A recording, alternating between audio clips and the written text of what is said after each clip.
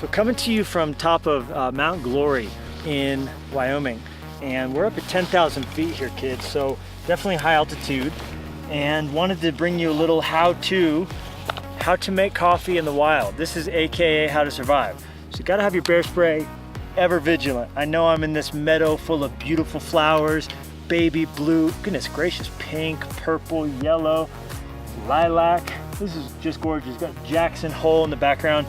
But while we wait for everybody else to make it to the top here, we're gonna do a little coffee because that is survival technique number one, coffee. So we got, first of all, insulated mug. This thing weighs nothing because it's made out of plastic. Also, got my coffee beans on the inside. Doubles as a measuring cup because every ounce counts. And, oh, there's an ant. You see that, friends? This is my Bear Grylls moment. This is my Bear Grylls. So if you're hungry in the wild, this is called protein right there. See that? You cannot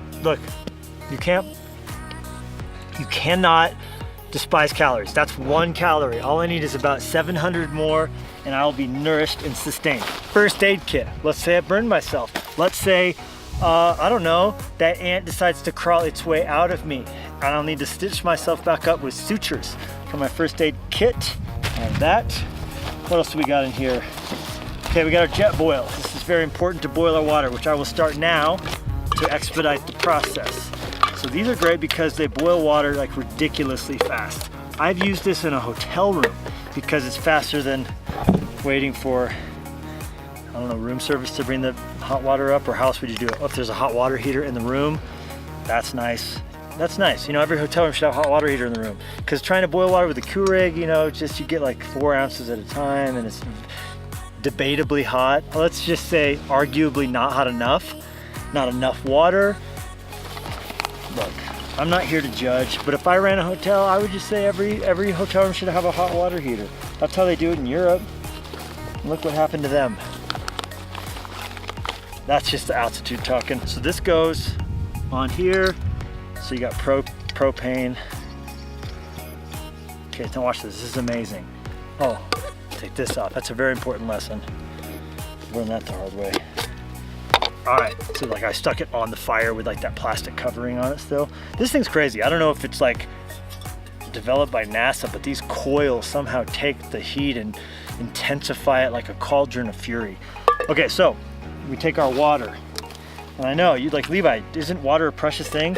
Yeah. And if you use some of this for coffee, won't you have less for drinking water? Yeah. It's a calculated decision, and I don't regret anything I've done. I've done it serving coffee, I've done it serving my country, I've done it serving God. Whoa, Jetboil.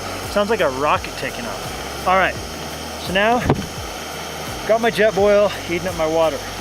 Next thing I'm gonna do, I'm actually not gonna use these beans because I brought something even cooler. This is for the AeroPress, which I left in the car because 10,000 feet. Hello, every ounce counts. So instead I brought a drip kit. Drip kit's made by Verve coffee roasters. This is one of the coolest things I've seen in a long time. I'll put the link down below in the video so you can get these. I love them. Take your drip kit and tear off this little guy. And basically what you have is a pour over, like a V60 style or a Chemex. Just, you have ground fresh coffee in the bottom. Can you see that? You have a paper filter. You throw your drip kit in here like so. You get this little tab behind the cup. Now look at that. It sits perfectly in your mug. So everything's good. So what I have here is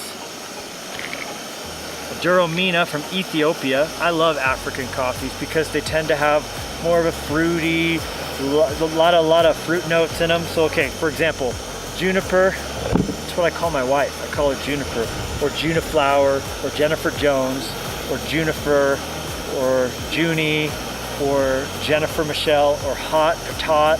Never called her that. Okay, so juniper, pomegranate, and textured. So that's what this is. So then once this is boiled, now watch this, this is so cool.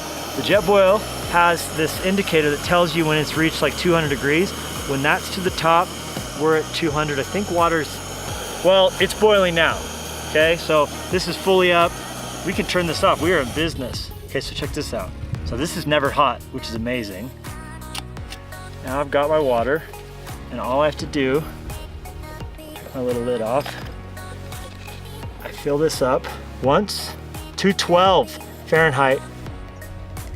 So water boils at 212, so you fill that up, let it run down, then you fill it up twice.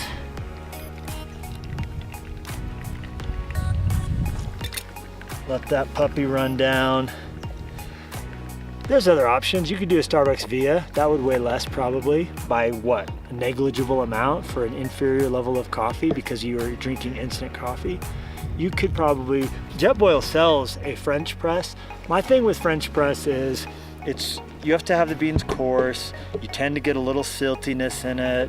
I like the brighter high end. Oh, that's twice, now it's down. So we're going 3 times. So our 3rd time's the charm right here. Look, we're just making coffee in a meadow full of wildflowers at the top of Mount Glory. In other words, just a normal day.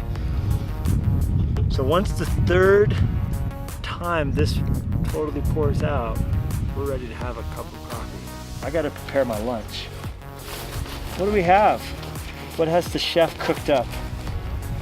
Oh, we're in luck. We have a nut butter filled Clif Bar with coconut and almond butter. Hello, this is a revolution here, ladies and gentlemen. A revolution of deliciousness. Oh, we are good. Bit of lunch.